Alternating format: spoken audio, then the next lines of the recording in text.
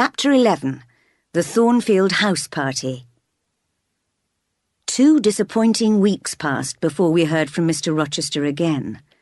During this time, I tried hard to forget my feeling for him.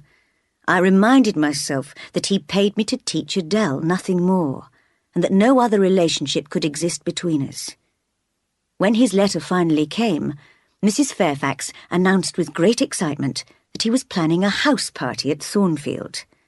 He was going to return in 3 days' time and had invited a large number of ladies and gentlemen to stay for several days.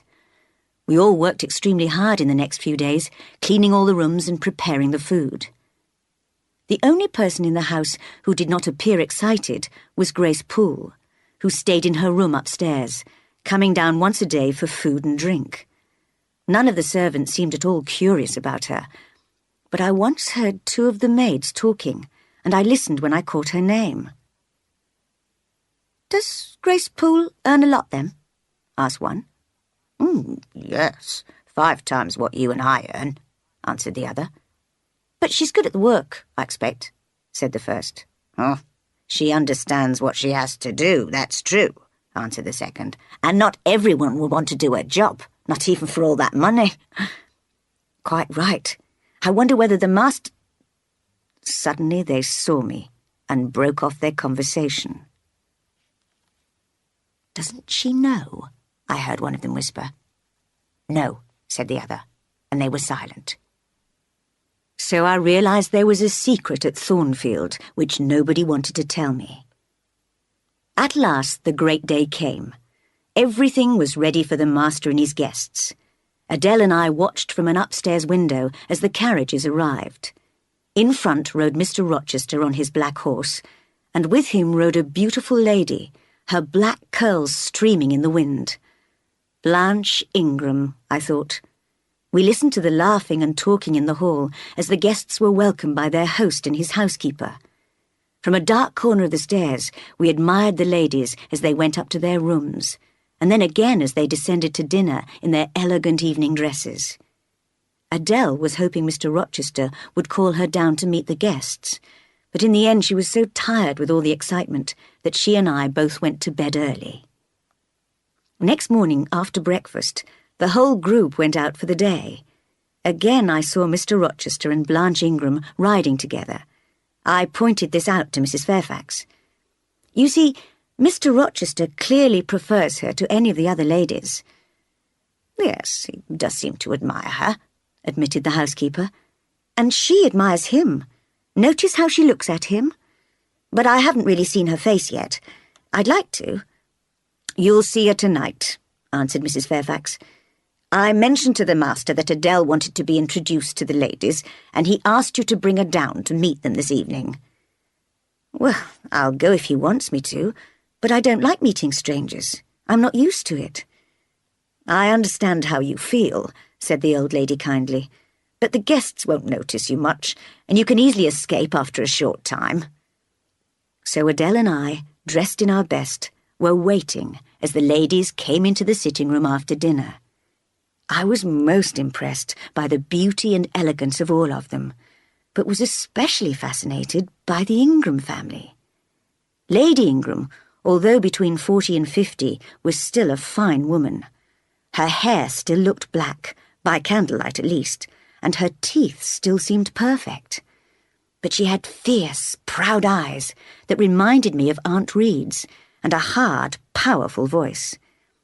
Her daughter Mary was rather quiet, but her other daughter Blanche was very different. As soon as the gentlemen came into the room and coffee was served, she became the centre of attention.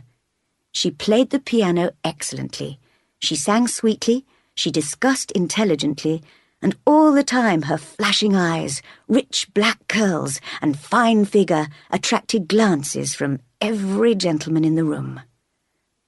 But I was looking for someone else. The last time I'd seen him, on the night of the fire, he had held my hands, told me I had saved his life, and looked at me as if he loved me. How close we had been then. But now, he entered the room without even looking at me, and took a seat with the ladies. I could not stop looking at him, rather like a thirsty man who knows the water is poisoned but cannot resist drinking. I'd never intended to love him.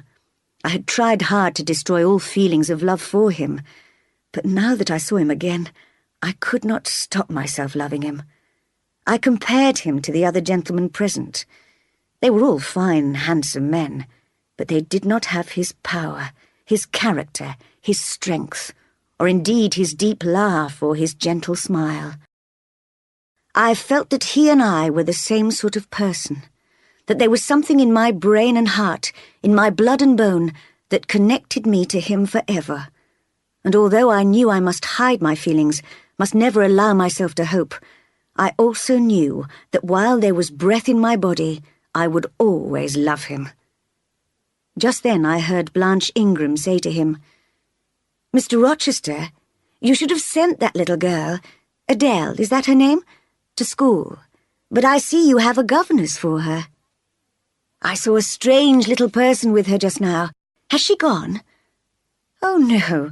There she is in the window seat. It's very foolish of you, you know.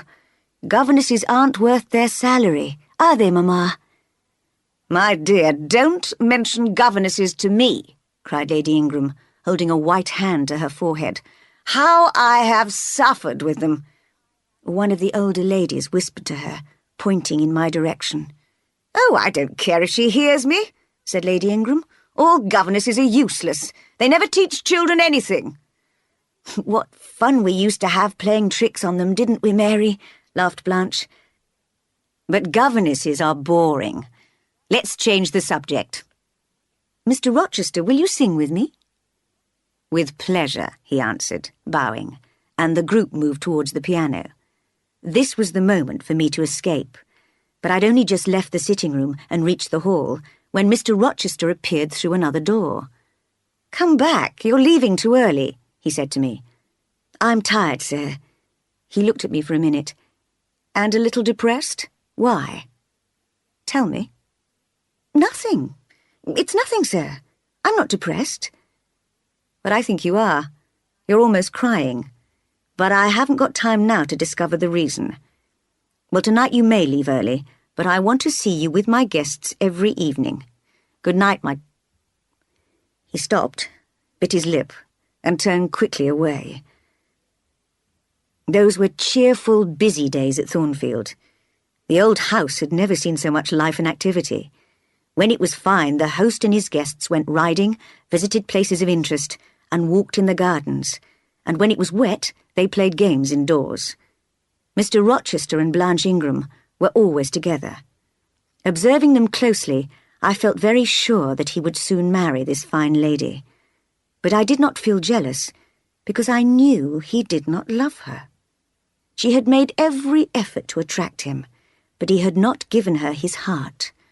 I saw her faults very clearly. She was intelligent, but had no opinions of her own. She was beautiful, but not good. She spoke of feelings, but she knew nothing of sympathy or pity. And above all, she had her mother's pride and hardness. Other eyes apart from mine saw all these faults. Mr. Rochester himself knew she was not perfect, but he was clearly preparing to marry her, perhaps because she was of good family, perhaps for some other reason. One day when Mr. Rochester was out alone on business, a stranger arrived in a carriage and introduced himself as an old friend of the master's. His name was Mason, and he had just returned from the West Indies, where Mr. Rochester had once lived.